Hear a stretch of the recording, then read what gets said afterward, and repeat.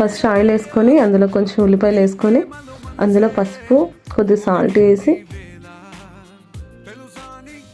అవి కొంచెం మగ్గిన తర్వాత అందులోని ప్రాన్స్ వాష్ చేసుకున్న ప్రాన్స్ వేసుకోవాలి.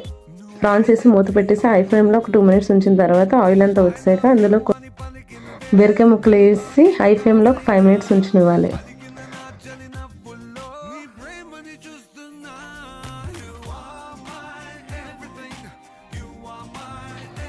అందులోని కారం, ఉప్పు, మసాలా,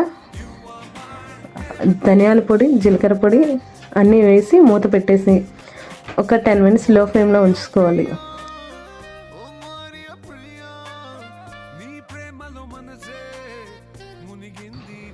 కొత్తిమీర, కరివేపాకు, పచ్చిమిరపకాయలు వేసి మూత పెట్టేసి ఒక 2 minutes అలా వదిలేసి